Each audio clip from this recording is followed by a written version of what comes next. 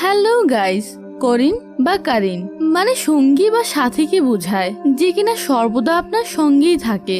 এমন বৈশিষ্ট্য নিয়ে তৈরি বলেই এক প্রজাতির জিনকে কারিন জিন বলা হয়।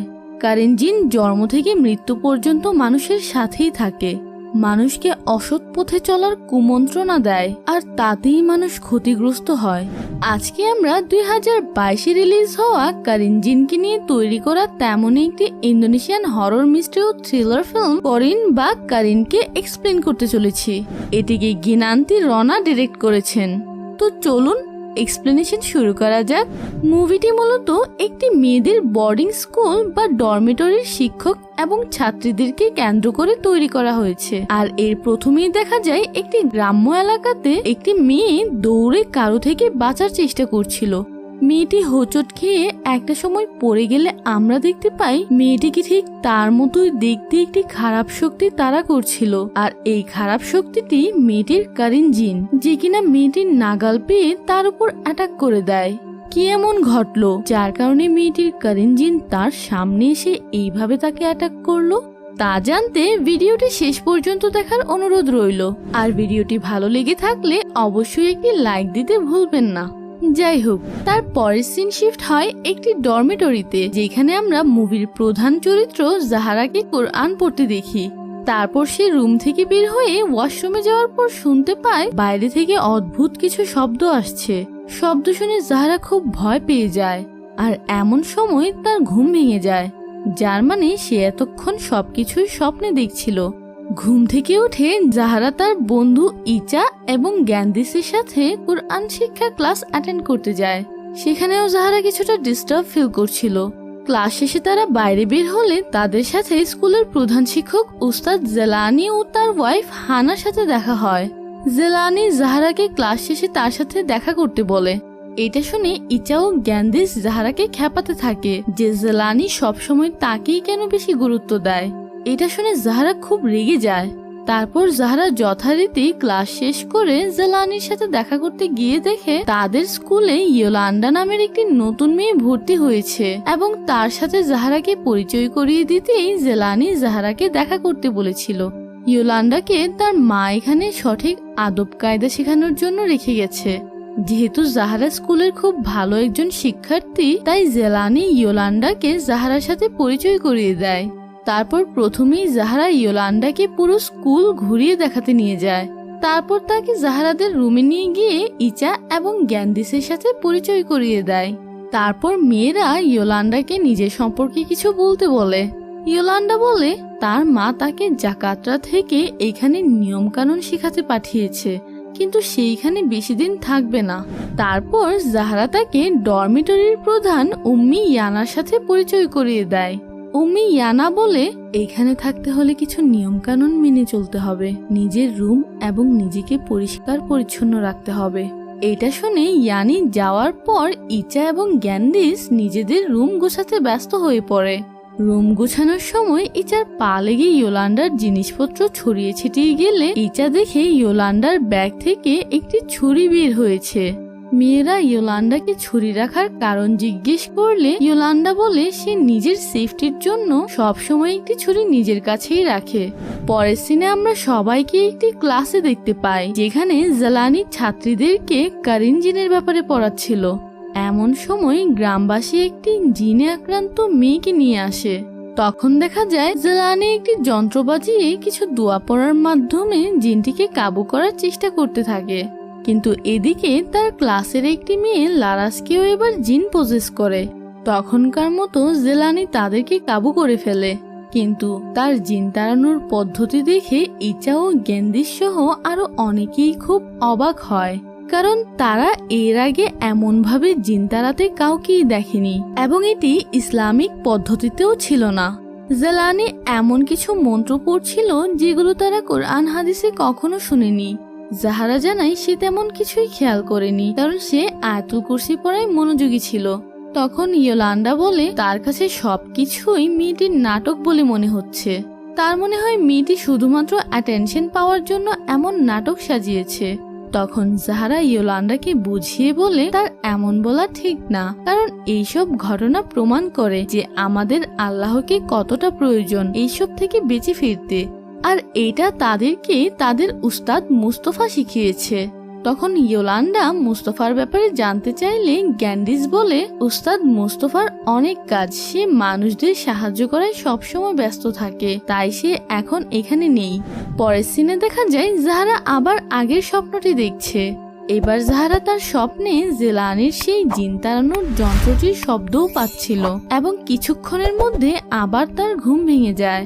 তারপর তারা সবাই মিলে ক্লাস অ্যাটেন্ড করতে চলে যায়। ক্লাসে জেলানি আবার সেই কারিন জিনের ব্যাপারেই কথা বলতে শুরু করে।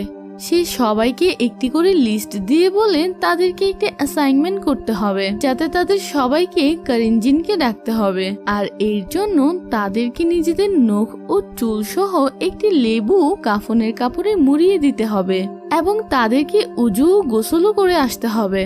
জেলানি বলে এটা তাদেরকে জ্ঞান বৃদ্ধির জন্য শেখানো হবে এবং এই পুরো অ্যাসাইনমেন্ট কমপ্লিট করানোর দায়িত্ব জেলানি জাহারাকে দেয়।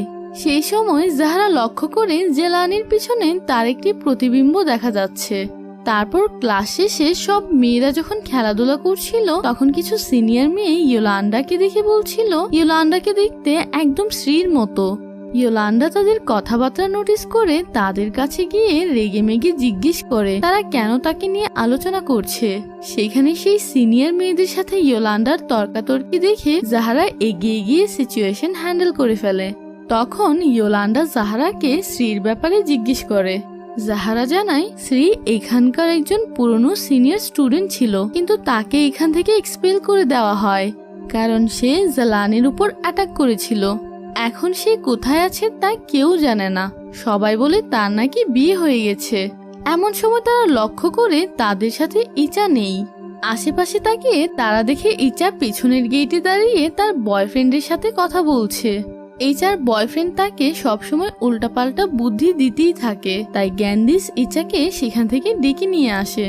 এদিকে শ্রীর কাহিনী শুনে ইয়োলান্ডার জেলানির উপর সন্দেহ জাগে, তাই সে আরো ইনফরমেশন জানার জন্য পুরো স্কুল ঘুরে দেখতে থাকে। এদিকে ইয়োলান্ডাকে দেখতে না পেয়ে জাহারা তাকে খুঁজতে খুঁজতে স্কুলের পেছনের জঙ্গলে চলে যায়। সেখানে জাহারা একটি খরগোশকে কুড়িয়ে পায়। তখন সে দেখে তাদের স্কুলের কেয়ারটেকার একটি খরগোশকে বলি দিতে নিয়ে যাচ্ছে এবং আরেকটিকে খুঁজে বেড়াচ্ছে।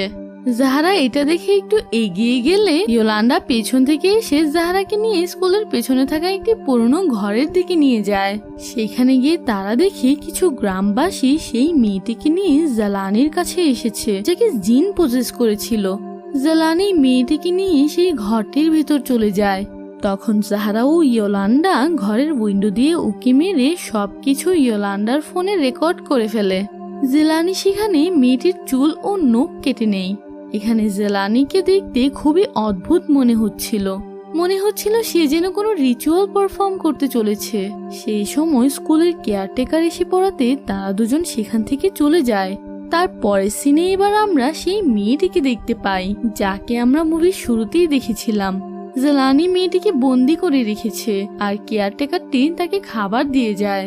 আমরা সেখানে তখন মেয়েটির কারিন জিনকে তার পাশেই দাঁড়িয়ে থাকতে দেখি। এদিকে রাতের বেলায় যখন সবাই তাদের নখ ও চুলের স্যাম্পল কালেক্ট করছিল, তখন ইয়োলান্ডা তাদেরকে সেই ভিডিওটি দেখায় যেটি সে ও জাহারা মিলে পুরনো ঘরটি থেকে রেকর্ড করেছে। ইয়োলান্ডা সবাইকে বলে জেলানিকে বিশ্বাস করে এইসব না করতে, কারণ এইসবের ফলে উল্টো তাদেরই ক্ষতি হতে পারে। এইসব দেখে সব মেয়েরা খুব ভয় পেয়ে যায় এবং জাহারাকে জেলানির সাথে কথা বলে এই অ্যাসাইনমেন্টটি বাতিল করার অনুরোধ করতে বলে, কেননা জেলানি একমাত্র জাহারার কথা শুনে। পরের দিন জাহারা উস্তাদ জালানির অফিসের দিকে তো যায়, কিন্তু জালানির সাথে অ্যাসাইনমেন্টের ব্যাপারে কথা না বলেই ফিরে আসে। এই সবকিছু ইয়োলান্ডা আড়াল থেকে লক্ষ্য করছিল। সে দেখে যারা অফিসে না গিয়ে উস্তাদ জালানির ভয়ে এসে মেয়েদেরকে মিথ্যা বলে যে জালানি তাদেরকে অ্যাসাইনমেন্ট যেভাবেই হোক কমপ্লিট করতে বলেছে। এই কথা শুনে সবাই বাধ্য হয়েই রাজি হয়ে যায়। এইসব দেখেও ইয়োলান্ডা কিন্তু কাউকে কিছুই বলেনি। সন্ধ্যায় জালানি একে একে সবার স্যাম্পলগুলো কালেক্ট করে মাটি চাপা দিয়ে দেয়। সেই রাতে হানা কোনো কারণে তাদের আলমারি খুলে স্কুলের মেয়েদের স্যাম্পলগুলো এবং কারিন জিনকে ডাকার একটি বই আবিষ্কার করে। তারপর সে জেলানিকে ডাকতে বাইরে গিয়ে দেখে জেলানি বাগানে বসে আছে। হানা তাকে ডাকতে এগিয়ে গেলে পেছন থেকে জেলানি হানাকে ডাক দেয়। তখন হানা অবাক হয়ে যায়, আবার সামনে তাকিয়ে এসে দেখে বাগানে কেউই নেই। হানা ভয়ে রুমে গিয়ে জেলানিকে স্যাম্পলগুলোর ব্যাপারে জিজ্ঞেস করে। তখন জেলানি হানাকে বলে এগুলো নিয়ে তার না ভাবলেও চলবে। তখন হানা বলে, আমার বাবা কখনোই কোনো ছাত্রীদেরকে জিনেদের ডেকে পূজা করাতো না। এই স্কুল চালাতে তার কখনোই জিনেদের পূজা করার প্রয়োজন হয়নি। তবে তুমি কেন এমন করছো? জেলানি এতে রেগে বলে, তোমার বাবা নেই এখানে। সে যদি স্কুলের কথা এতই ভাবতো তাহলে স্কুল ছেড়ে চলে যেত না। হানা বলে, আমি কখনোই শ্রী বা অন্য ছাত্রীদের কথা বিশ্বাস করতাম না। তুমি তাদের সাথে কি করেছো বলো আমাকে। হানার এমন ব্যবহার দেখে জেলানি খুব রেগে যায়, যার ফলে হানা ভয় পেয়ে যায়।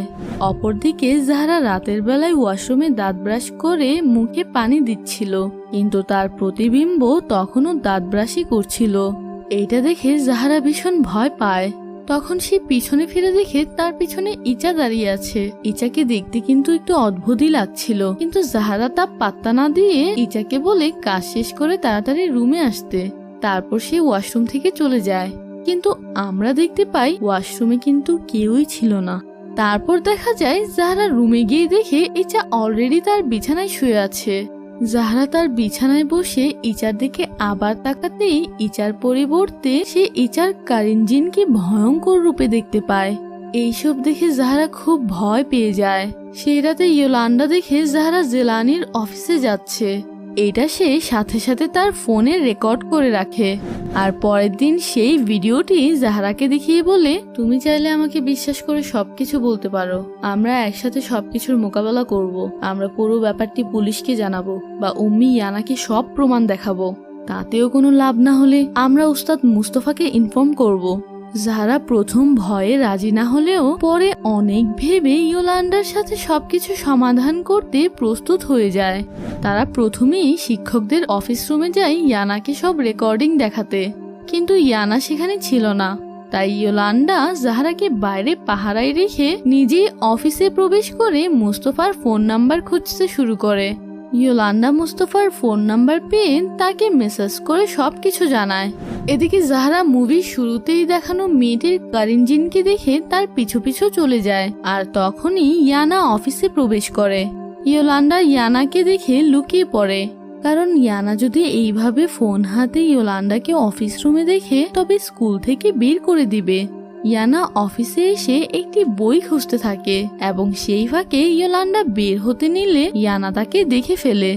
গাইস, আপনাদের কি মনে হয় এইখানেই জাহরা এবং ইয়োলান্ডার স্কুলের জার্নি শেষ, নাকি তারা ইয়ানাকে বুঝিয়ে সুঝিয়ে সকল প্রমাণ দেখিয়ে জেলানির বিরুদ্ধে লড়াই করবে? স্কুলের মেয়েরা যেভাবে একের পর এক কারিনজিন দেখে যাচ্ছে, এর সাথে কি আদৌ জেলানির কোনো কানেকশন রয়েছে, নাকি সবকিছুই উস্তাদ মুস্তফার লুকায়িত চাল? এই নিয়ে আপনাদের মূল্যবান মতামত কিন্তু আমাকে কমেন্ট করে জানাবেন। ভিডিওটির দ্বিতীয় পার্টটিতে আমরা সকল প্রশ্নের উত্তর পেয়ে যাব ইনশাআল্লাহ। যারা যারা ভিডিওর দ্বিতীয় অংশ দেখতে চান তারা ভিডিওটিতে 100টি লাইকের টার্গেট পূরণ করুন, কেননা আপনাদের এই লাইক কমেন্ট আমাকে আরো এগিয়ে যেতে অনুপ্রেরিত করে।